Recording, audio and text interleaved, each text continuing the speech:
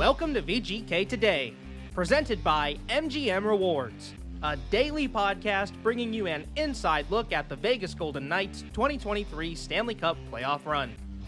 I'm Justin Russo with the Golden Knights on Monday, June 5th, and tonight the VGK are back on the ice for Game 2 of the Stanley Cup Final against the Florida Panthers at 5 p.m. from the Fortress. Vegas is feeling good after their Game 1 victory, and history suggests that they should. Teams that win Game 1 of the Stanley Cup Final go on to win the Cup 75% of the time, while the number jumps up to 83% for home teams that take Game 1 in their own building. So the VGK looking good at the moment, but while the numbers may be comforting, the VGK are focused on winning one game at a time and not looking too far ahead in this series. They've built a 1-0 series lead, but the focus is now on Game 2. And speaking of Game 2, if you're looking to come down to T-Mobile Arena for the game, well, be on the lookout for holds released on tickets to the game at vegasgoldenknights.com. Holds for tickets may be released as late as 2 or 3 hours before puck drop, so keep your eye out if you want tickets to Game 2. Go to vegasgoldenknights.com to check, and you might just find yourself with an opportunity to come down to T-Mobile Arena tonight. And if you still want to come down to the arena, but you don't have a ticket to the game, well, you are more than welcome to come down to Toshiba Plaza starting at 2 p.m., where activations will begin ahead of Game 2. Lots of fun happening on the plaza. Of course, Revolt tattoos will be back, as they've been throughout the entire playoffs, offering free permanent and temporary tattoos of the VGK logo. And you can stick around outside on the plaza to watch the game on the big screen with a bunch of your fellow VGK fans. So come down to Game 2, whether you have a ticket or whether you don't. Lots of fun to be had tonight at the Fortress and on Toshiba Plaza for Game 2 of the Stanley Cup Final. And ahead of tonight's game, Dave Goucher caught up with one of the 5 Vegas goal scorers from Game 1 in defenseman Shea Theodore. Yeah, Justin, with Shea Theodore, Shea, the team in a really good spot right now, but right before we started recording, you said... Job's not done. Yeah. I mean, I think we've been in this position before, and I think we have a more experienced and a veteran group, and, right now it's all about Game 2 and, coming out with a lot of jump and, trying to get that win. You're one of the 6 guys that have been in this position before in 2018. Does it seem like a long time ago, or in a way, does it seem like yesterday? It seems like both. It seems like yesterday, but at the same time, it's been a long time. So, it's fun to be back in this position. They're high pressure situations, but I feel like it's always good to get a good start on Game 1. What did you take out of the experience all those years ago that could maybe be a benefit today? I just think, I've kind of talked about it before, but we were definitely excited the first time around. Winning Game 1, we thought it was going to be an easy road, and obviously it wasn't. So, I think this time around with our veteran group, our leadership, and we're just taking game by game. It's all about winning the next one and kind of moving on from there. How is this team different from that one? I just feel like our depth is there. We've had a ton of guys contributing. Our third and fourth lines, they've been huge for us all playoffs, pitching in here and there, and just from a physicality aspect, doing that, keeping guys on their toes, and it's been real fun. The other night you break through, first goal of the playoffs, and it had been a little while for someone of your offensive talents. When you're not scoring, I talked to Jack Eichel about this early in the year. Do you carry it around with you? Do you take it home? Does it wear on you? I mean, you definitely think about it more than you should. I think there's stretches, as a D-man throughout the regular season where you go, 15, 20 games without scoring. Just, sometimes you're not around the net, really. You're just trying to get pucks through, and you're just trying to simplify your game. And, for myself, I think it's just about getting back to basics. I was really just trying to focus on breaking the puck out, skating, trying to help get out of our own end, and then hopefully the offensive instincts will come. Braden McNabb was on with our radio guys between periods the other night, and they asked him about you, and he said Shea's got his legs going. Can you feel that in a game when you're going, as he calls it? Absolutely. I think there's always stretches through the playoffs where some nights you don't have the jump, and that's kind of the mental toll of really trying to simplify things, just being in the right spots. But I mean, right now I feel good. I feel like my confidence is there. I'm moving my feet well, and I'm just really trying to roll with it. When you don't have it, what can you do to try to get out of it in game in real time? I mean, that's the kind of the age-old question. If you could fix it, you would.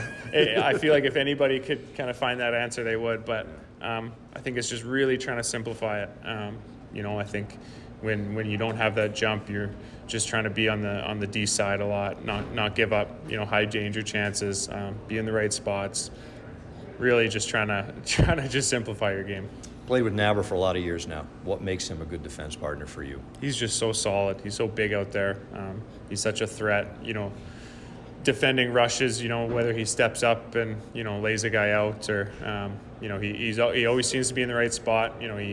He gives me good pucks on breakout passes, which is very underrated at times. Really allows me to get my feet going and utilize that part of my game. You scored a beauty the other night. What did you see on the goal? Just kind of, I was really patient along the blue line, trying to find an opening. I felt like I had a couple shots, walking the line where you're looking for that screen and you're looking just to hit the net. And I, on that play, came back to the middle and, got a screen and I was able to get it through. How difficult is it at this time of year, and we saw some of the after the whistle stuff a lot in Game 1, to turn the other cheek? Because I would think human nature is somebody pops you want to pop them back. It's big. This time of year, I think we knew that they have that chippy side to their game, but, like Bruce has been talking, our main goal is to win the cup.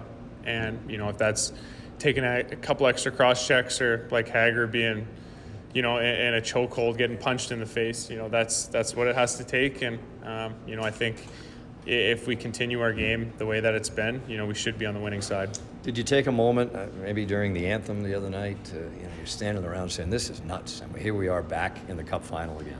Yeah, it's cool. Having that, the starting lineups be announced kind of again like that. And, typical Vegas fashion, our crowds they're always loud and they're into it, and, they're on our side. So it's cool to look around and, see everyone's excitement and passion for it. And, we're just trying to give them the best that we have. Last one for you. You grew up loving this game and a chance to do what you ultimately want to do here.